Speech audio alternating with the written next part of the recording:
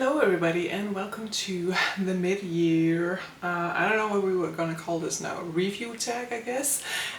So this is a tag that goes around BookTube every year. I'm pretty late to it, so there will be 20,000 other videos before mine is out, in which you basically look at the first half of the year and kind of reflect back on it.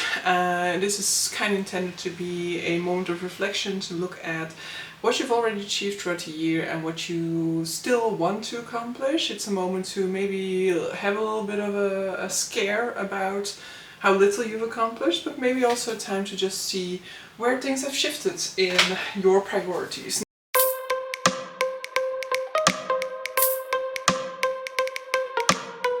Now I'm gonna have to pull up a mid-year freakout tag to figure out what the prompts were again.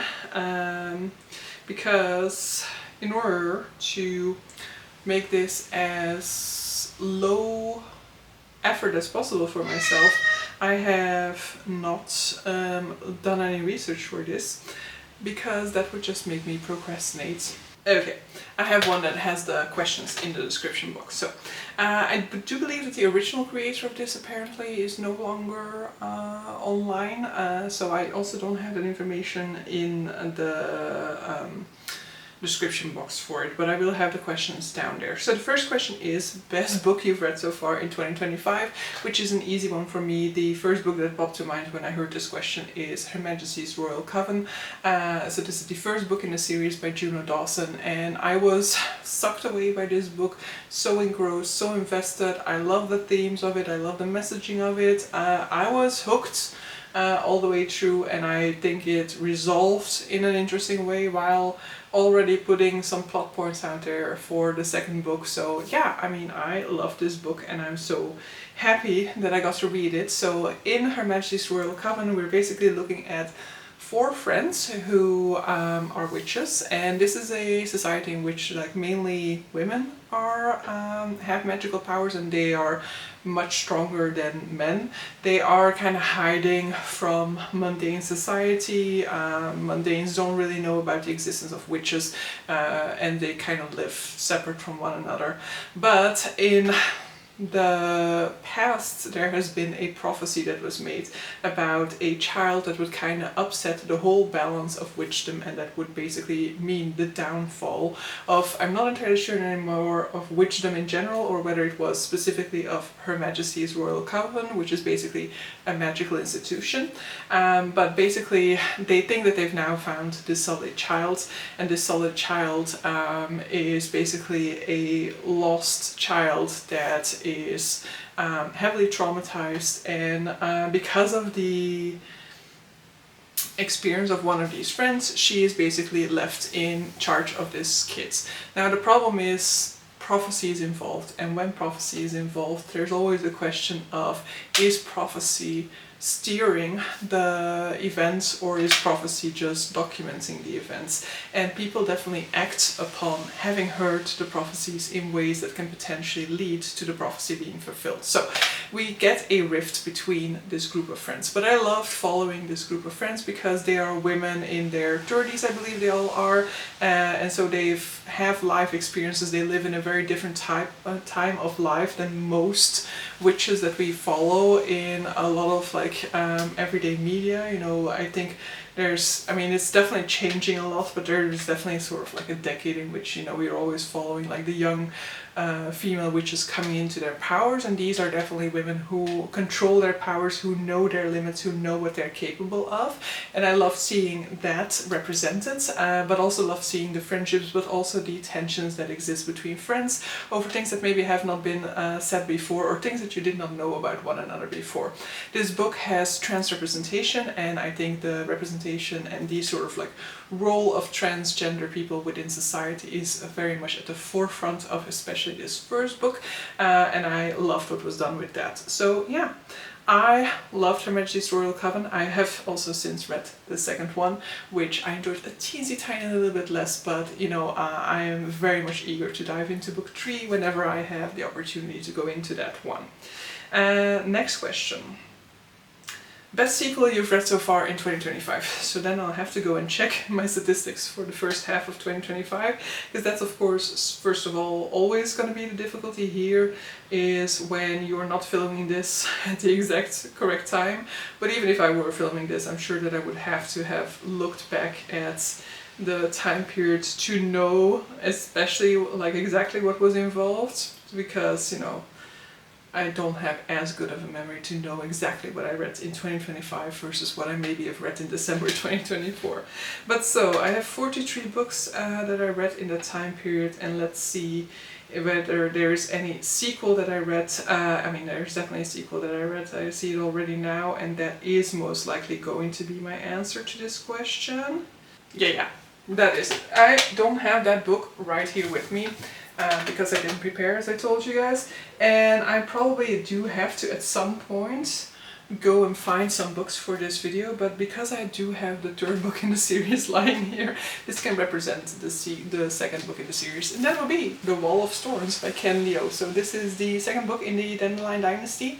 I read the first one as well in 2025, and while I did like the first one more than expected, or like I was very hesitant about the first one, I'd heard not even mixed things about it. I heard a lot of people say that they struggled with the first one and that they then loved the second one, and for me that was the same. I mean, I didn't struggle as much with the first one as I was led to believe that you will struggle with the first one. I did enjoy it, but I do definitely feel like a lot was happening and my mind was not able to keep fully track of everything that was happening, and so it kind of lost itself in the scale of the story. There were certain characters that I latched on, and I do believe it would have been a better experience for me if we would have just more zoomed into those characters. But that's what happened in book 2. So The Wall of Storms, we definitely feel like zoom in much closer to some of these characters, get to know some characters really, really well, and as a consequence really emotionally latch on to those characters and to what is happening to them and to the people that they love. And so The Wall of Storms is a book that I was so engrossed in, so invested in, that, you know, I mean, I loved it. It's definitely like, if Her Majesty's Royal Coven wasn't there, then maybe The Wall of Storms could have taken my best book of 2025 so far. But best sequel? Yeah, definitely, because actually there's not much competition. I guess the one competition would be the sequel to A Natural History of Dragons, because all other sequels are rereads, so, you know, I wouldn't count them for this. A new release you haven't read yet but want to. That would have to be The Ashfire King by Chelsea Abdullah, which is here, right? Ugh. The Ashfire King by Chelsea Abdullah is the sequel to, good question, The Stardust Thief. So The Stardust Thief came out 2 or 3 years ago, I think, and was like one of the big success stories of that year for me. I absolutely loved it, was swept away, engrossed, so interested in the story, wanted the sequel right there and then. Unfortunately, it is also like the one book of that year for which the sequel didn't just come out the next year. And so I've been eagerly awaiting this one. Unfortunately, I know nothing anymore about The Stardust Thief, and I do mean that, literally nothing. Like, it's Middle Eastern. I believe that The Stardust Thief is like either a con artist or somebody who's at least on like the dodgier side of things, and there is some stuff with jinn and stuff like that, but aside from that I really don't remember anything about that story. But as I loved it so much, I of course got the sequel, so I do have to reread The Stardust Thief in order to get to The Ashfire King. My intention had been to reread The Stardust Thief in July, because I felt like I had the space on the TBR to do so, but because of my readathon, July has very much become a sort of like read whatever fits the prompt type of deal, and because I cannot like plan the prompts ahead of time, that means that so far it hasn't happened, and I don't think with 1 week left to go, more or less in the month of July, that it is going to happen for July. So hopefully in August I get around to it, so definitely before the end of the year I want to have reread The Stardust Thief in order to dive into The Ashfire King. Most anticipated release for the second half of the year. Because I'm gonna have to put it on here in any case, I'm definitely not gonna go and grab the first one, but there are two releases that I'm looking forward to a bunch. They're coming out like 4 days apart from one another. But I do have a special edition for this particular one coming, so I don't know when I'll get my hands on that one. But because the other one is The Strength of the Few by James Islington, and everybody's going to be talking about that one, I'm going to talk about the other one, which is the Blackfire Blade, I believe, by James Logan. This is the sequel to the Silverblood Promise, which is a story in which we're looking at this guy who basically is living somewhat in exile. He did something that, I'm gonna be vague about this because I'm not entirely sure whether you know this from the beginning, but he basically did something that has shamed his family, that has meant that he was expelled from his academy, and so he's basically now living somewhere else, basically just kind of whiling the time away. But then he finds out that his father has died, and it seems like his father was actually killed, and he is given a note with 3 words on it, and those 3 words steer him towards a certain location. And so while this is in instance a murder mystery fantasy, the murder mystery aspect, which I don't like, is basically just a trigger. Because while we will to some extent be trying to figure out who killed his father, it is going to be a much bigger story with much bigger stakes and things involved. While he arrives there on his first day or so, he already meets some sort of like, you know, cocky little teenager who tries to steal money from him, and so they kind of become sidekicks to one another. So I love this book. I was so invested, so engrossed. Such a fun ride, very action-packed, and I think that I've seen other people who don't really like it, and I think that they kind of explained that it has a lot to do with like the type of humor of this main character. And so I think if you find this main character obnoxious early on, then probably it's not going to change for you. But this is a type of main character that I really like. I was really hooked, and I really loved this character and his reactions to stuff and his humor. So this humor works for me, and so I'm very much looking forward to getting on with the series and reading its sequel. Next up, biggest disappointment so far. We'll have to look at the list for that to see. Because of course the disappointment is always, it's not like the worst book you've read so far, because it's a book that you had high hopes for that didn't end up fulfilling those hopes. A lot of rereads, as I said, so... Oh yeah, I think, but this is all, I think in this case it is going to be a combination. I don't know whether the question is going to come up, but this is also the worst book I've read so far this year, and that is Will Prescribe Your Cat by Sue Ishida. This is a Japanese translated cozy fantasy, I guess. I mean, the fantasy aspect is really small in this one, but basically we have a numerous amount of people who basically have some sort of struggle going on in their life, magically stumble upon a sort of like mental health clinic, I think it was, where the doctor basically is some sort of like, seems to be a little bit of a weird character, and in each case he prescribes a cat to them for them to take home with them for like 2 or 3 weeks, that will kind of sort out their issues. They're always kind of frustrated with the cat, because the cat's chaos is always kind of like enhancing the chaos that was already there in the lives of the people, and so the people kind of want to get rid of these cats almost always, but then ultimately they end up, maybe not always, I don't fully remember, falling for these cats, and that just being exactly what was needed for them. But the repetition, of course, is the first element that I didn't like about this story. This is, of course, the case for a ton of books in this sort of Japanese cozy fantasy type of situation, and I've really just grown out of that, so that genre just really doesn't work for me. But around the same time I was reading another one of these that was like a 3.5 star, so it isn't just that. I just really didn't like the way in which this kind of was negative about cats most of the time. I think it was just kind of like trying to laugh at the chaos that is cats, but it just felt a little bit too negative about cats for what I was hoping to see in this book. And so yeah, I really didn't vibe with it. It just really didn't work for me. In contrast, we have the next question, which is the biggest surprise. I just saw a book for that and I've already forgotten what it was. Yeah, the biggest surprise for me is All Her Fault by Andrea Mara. This is a thriller, I guess. Is that what we call this?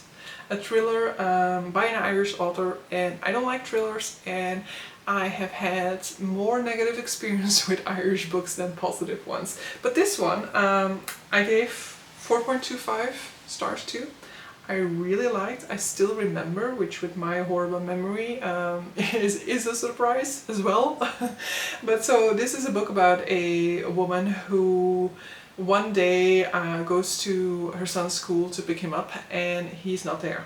Oh no, wrong. Slightly wrong in that explanation.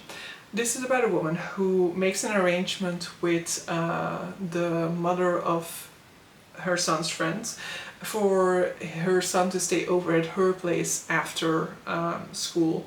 And so when she goes and collects this kid at the address that was texted to her, it turns out that that isn't even the address of the mother that she thought she was communicating with, and that the real mother of this friend of her son's has no idea what she's talking about, has never been texting her, and so where is her son? So it is a thriller about a missing child and about figuring out where this child is in time to prevent anything horrible from happening to the kid.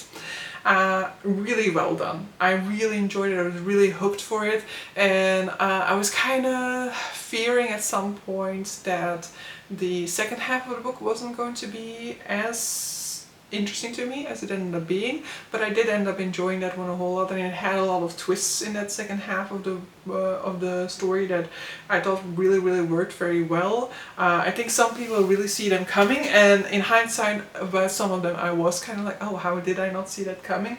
One I did kind of expect,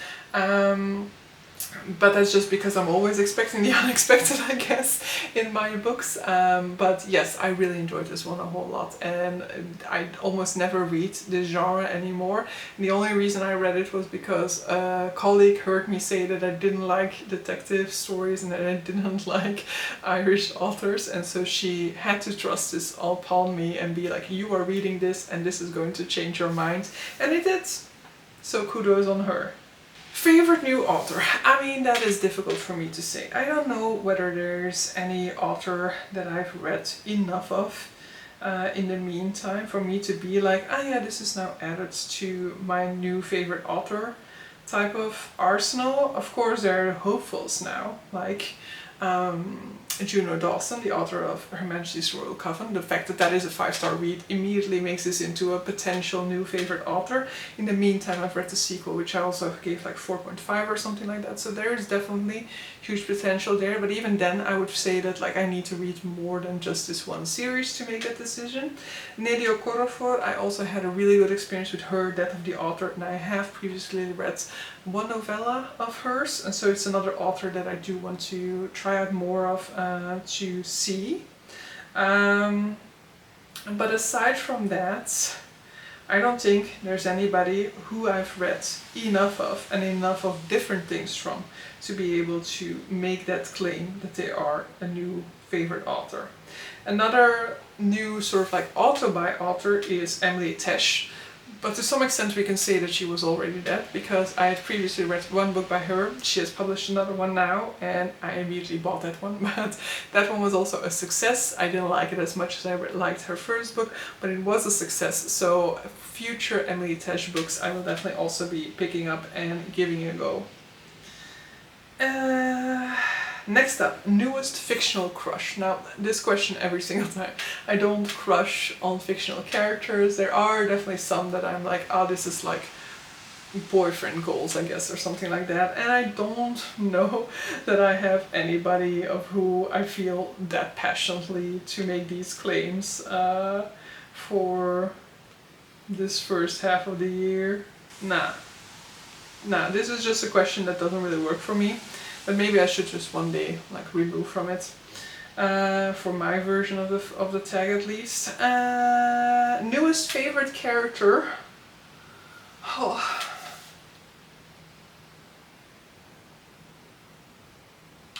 Do I love the character enough for like a newest favorite character for this first half? No, I don't think so. I don't think I've had a character, like if we're gonna get close, then I guess Neve from Her Majesty's Royal Coven is definitely a character that I've that I loved from reading that. And then I don't even think that I have a Zoe from Wall of Storms, but also not to that extent yet. Very close, might happen in the Veiled Throne. But yeah, no. Books that made you cry. I mean, yes, the Wall of Storms, but we've already talked about the Wall of Storms.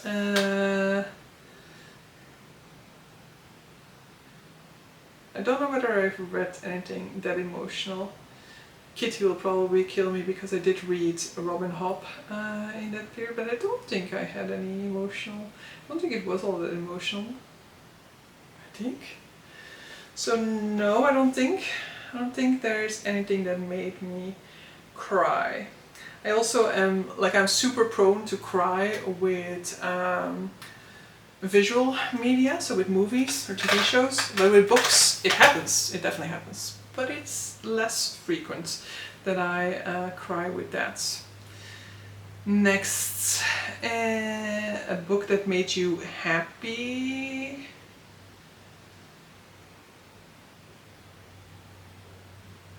I mean, there are many things that I've really enjoyed reading throughout this first half of the year. And then I will, like, and mainly those have been rereads. I've really enjoyed rereading Kingstar Tidings. I really enjoyed listening to Murderbot on my holidays and re-exploring that story. And then I've really enjoyed Her Majesty's Royal Coven, of course. But I guess maybe in terms of vibes I can say The Incandescent by Emily Tesh. I've already mentioned her earlier, but I didn't really talk about the book. But so this is a book that is taking place on a magical campus, and we are basically following one of the teachers there as she tries to educate young kids into magical arts while trying to keep them from making an absolute mess of things and summoning demons that are way beyond their power.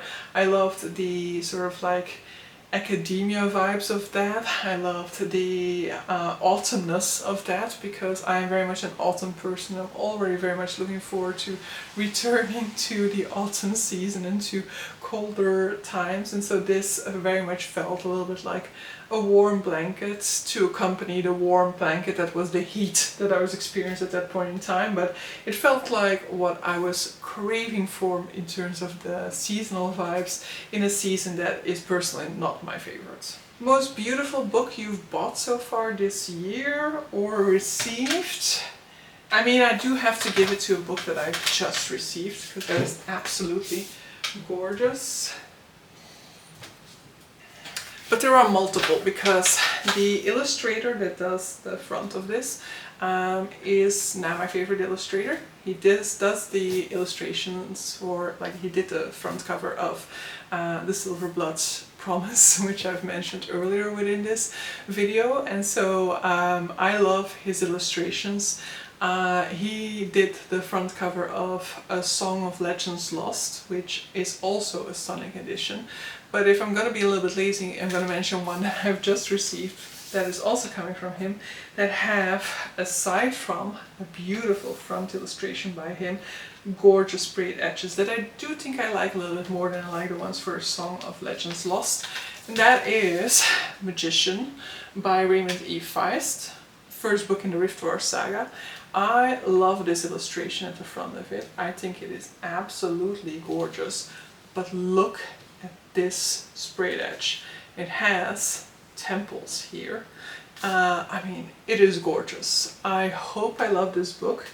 There have been some things that make me hesitate about Raymond E. Feist that I've heard about another book of his, and so I was hesitating about getting these. The fact that it's illustrated by Jeff Brown is part of the reason why I ended up going for it after all. And I hope that I'm just going to love this one. It is set in the sort of same universe as a book that I have loved a great deal, which was co-written by Raymond E. Feist, which is the Empire trilogy. And so I believe this is sort of like the series that most of the fantasy boys were reading, and then the Empire trilogy kind of like was a spin-off from that, and this is what most people have read before reading the Empire trilogy, but I only read the Empire trilogy and I did not have an interest in reading anything about the other side of the world from that trilogy, so even when I found out about the link between the two, I was just like, I don't know, if my favorite character is not gonna be in this, then who cares? But he might actually be. But so, yeah, this is a book added to my TBR now, and I think it is an absolute stunner. Broken binding edition, by the way, because they do an absolutely amazing job. And some of the other books, that qualified for this were definitely also broken binding editions. And then, what books do you need to read by the end of the year? I mean, in principle, I just need to finish the Dandelion Dynasty series, and then there is a series, I think it's called Terra Incognita, I think, but I'm not entirely sure if that's the title, that I've also said that I was going to buddy read with some people for the latter part of the year. But mainly I just want to allow myself the grace to pick up whatever I want. I am kind of thinking that I'll probably do sort of like a classics vlog maybe somewhere in autumn, and then I would definitely include Madame Bovary in that. I think I included it either this year or last year in some sort of a list of books that I need to get to, and that has not happened. And so yeah, I probably last year actually, so yeah, that should definitely be happening. So I hope to make that happen this year at least. But so yeah, aside from that, let's just let spontaneity reign, pick up whatever I feel like picking up in the moment, and just keep my TBR low enough that I don't feel any sort of like guilt towards the stuff that is left on there. Currently it's back to 13 because of what I finished so far this week. I'm happy with that number. I would kind of prefer it to be under 10, so we'll see whether we get it there. But I mean, realistically speaking, in August I'm going to London, so there will be a lot of books added to it again when I go there. But so yeah, by the end of the year I mainly just want to keep it hopefully under 10 at the end of the year, but around the same number as it currently is also perfectly fine. But so yeah, let me know your favorite book of the year so far, if you've read any of the books that I mentioned, and what your thoughts are then. And yeah, see you guys for the next one. Bye!